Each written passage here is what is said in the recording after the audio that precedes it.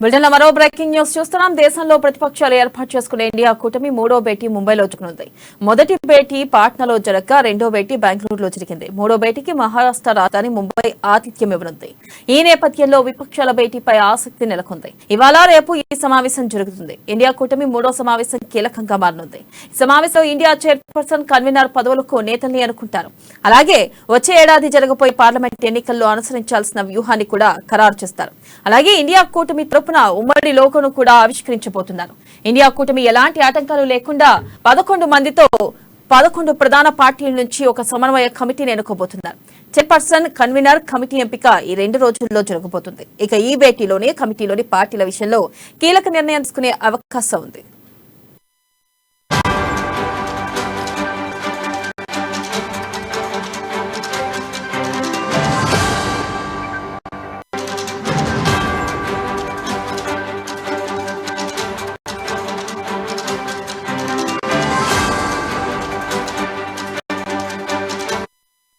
ఇక దీనిపై మరింత సమాచారాన్ని మా ప్రతినిధి రాజ్ అందిస్తారు. రాజ్,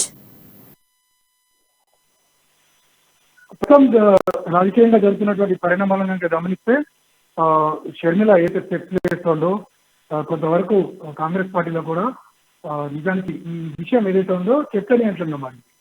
గతంలో తన తండ్రి దివంగత మాజీ సీఎం వైఎస్ రాజశేఖర రెడ్డి సన్నిహితుడైనటువంటి కర్ణాటక ఉప ముఖ్యమంత్రి డికే శివకుమార్ సహాయంతో కాంగ్రెస్ లోకి ఎంట్రీ ఇవ్వడానికి ప్రయత్నించినటువంటి షర్మిల కొంతకాలం పాటు సభ్యుగా ఉన్నారు. కొందరు ముఖ్యంగా తెలంగాణ ప్రాంతానికి చెందినటువంటి నేతలు, సీనియర్లు హేమంతరావు కావచ్చు, పొన్నం ప్రభాకర్, అలాగే ప్రస్తుత పార్టీ అధ్యక్షుడు రేవంత్ రెడ్డితో సహా చాలా మంది వ్యతిరేకించారు.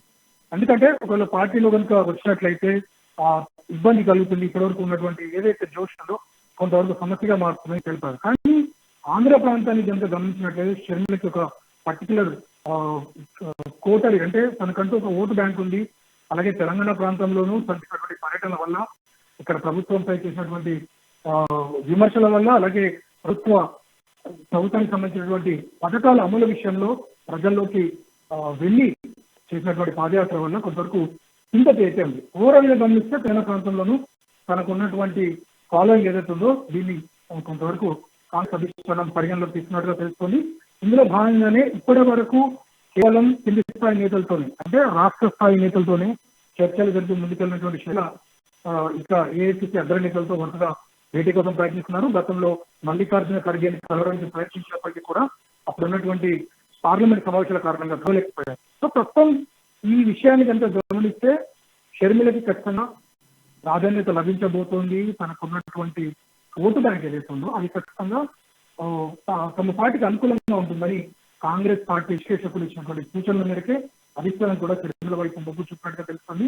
రానున్నటువంటి ఎన్నికల్లో ప్రధానంగా తెలంగాణ ప్రాంతం నుండి కొన్ని సీట్లను షర్మిల ఎక్స్పెక్ట్ చేసే అవకాశం ఉంది. మరోవైపు దీనికి సంబంధించి తమ పార్టీ విలీనానికి సంబంధించి కూడా ఇప్పటికీ ఒక స్పష్టత ఇచ్చినటువంటి నేపథ్యంలో ఇతర నాయకులతో సమన్వయం చేయించుకుంటే ఇతర నాయకులు ఎవరైతే ఎదుర్కొన్నారో వారితో ఒకసారి చర్చించి వారిని సముదాయించి షర్మిలను ఆహ్వానం కోసం కలుగుతున్నాయి. Right Raj, thank you.